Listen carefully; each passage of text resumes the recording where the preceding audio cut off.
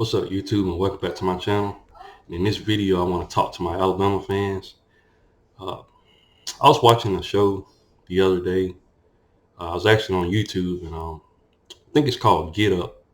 And I think it's on ESPN. It airs on ESPN, and uh, they was talking about the national championship game. It had just ended, and it was David Pollock on the panel, and Nick Saban was right next to him, and they're just talking about the game, and David Pollock said that Georgia has taken a hold on college football. I absolutely agree. Georgia is the team to beat right now. Curry Smart and the Georgia Bulldogs have done a phenomenal job with that program over there. Able to go back to back. That's a very, very hard thing to do. They was able to do it, guys. That's a program that's on the rise. Georgia has been knocking on the door ever since 2017. They played Alabama in the national championship, and they took that gut-wrenching loss. But ever since then, they've been competitive with Alabama, guys. They've always been competitive, even back in the 2012 the SEC championship game.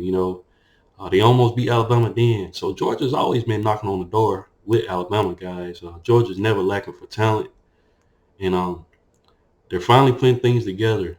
And like I said, there's talk now that they're a dynasty. In my opinion, you have to win 3 in 5 years, within 5 years, to be called a dynasty. But Georgia's right there knocking on the door, guys. And what he said was the truth. Georgia has taken a hold on college football right now. But, it's funny, on the little clip, they zoomed in on Nick Saban, and the look that he gave, he kind of just looked down, like no, like in my opinion, it's almost like he's saying, oh, well, we're going to see about that. I want to thank David Pollock for that, because he tried to act like, he forgot that Nick Saban was right there when he said it. Nick Saban was sitting right next to him, and he said that. And like I said, I'm not taking nothing away from it. What he said is the truth. Georgia is the team to beat right now. But I want to thank David Pollock for giving Nick Saban all the motivation. I already know Nick Saban wasn't pleased with that. And it's going to be interesting for us Alabama fans to see what Nick Saban does in this offseason.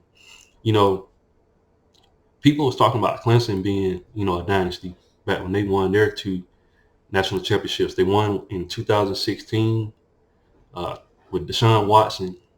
And then in 2018, they came back and won it with Trevor Lawrence. And people was thinking they was a dynasty. And right now, Clemson is a team that's trying to build, get back to where they were. But in my opinion, guys, Georgia's on a different level. And the reason why it's different, in my opinion, Georgia is right there in the SEC with Alabama, and they're competing with Alabama. So, in my opinion, the chances for Georgia to be a dynasty is very, very high, compared to Clemson, And we all know Georgia recruits at a very, very high level right there with Alabama. It's either Alabama or Georgia at the #1 spot. So Georgia has a very, very good shot of being a dynasty, and they look strikingly similar to Alabama when Nick Saban first got there.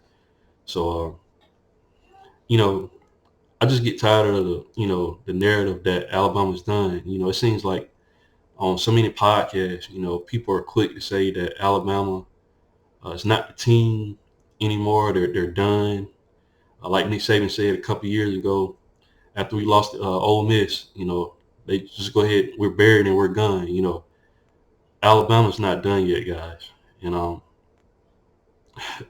it just gets tired of me. I've watched a lot of podcasts, and a lot of people just, it seems like they leap for joy when Alabama loses. And it's a quote. I might be quoting it wrong, but people love you, when you're on top. But if you be on top for too long, you eventually become the villain, and that's where Alabama is right now. It's a lot of people excited, and I can't definitely say it, but it almost seems like they're trying to come up with ways to keep Alabama, out of the playoffs. And They're coming up with different ways, but Alabama continues to show that they're still, in my opinion, Alabama is still the standard of college football. But Georgia right now has the whole. They're the king right now. So it's going to be interesting to see what Nick Saban does, going forward. Alabama, if I'm not mistaken, has won 6 national championships within 12 years. I think, yeah.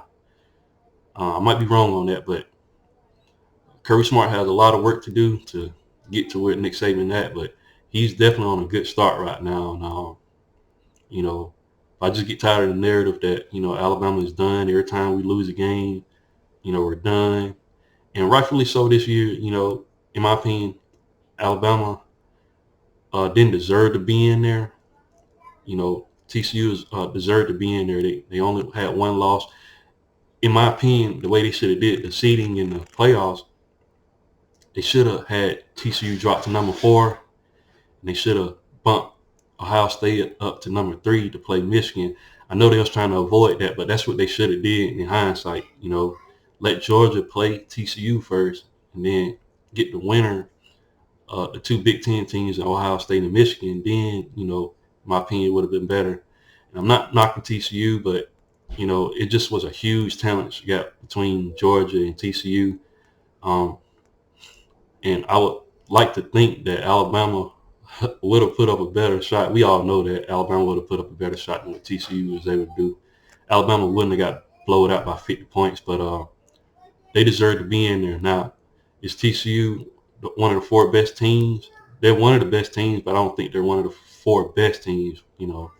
Alabama is definitely, one of the best teams in the country. But like I said, no disrespect to TCU, but I admit Alabama took 2 losses, so we have to get better. But congrats to TCU though.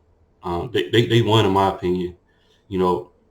People was projecting them to go 5-7, and they went in there and they did something that Ohio State and Michigan wasn't able to do, and actually something Oklahoma wasn't able to do. They actually won a playoff game. So hats off to TCU and Sonny Dykes, and they got a lot to build off of, going to next season. But Georgia was just a different animal. Levels to this college football game, and Georgia is on a different level. But Alabama's right there.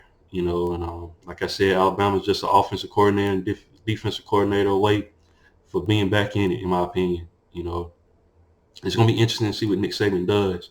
And like I said, thanks to David Pollack, he gave all the ammo for Alabama going into next season. I can't wait to see what's going to happen. But what do you guys think? Leave your thoughts and comments in the comment section.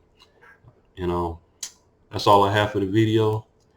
And roll tide, guys.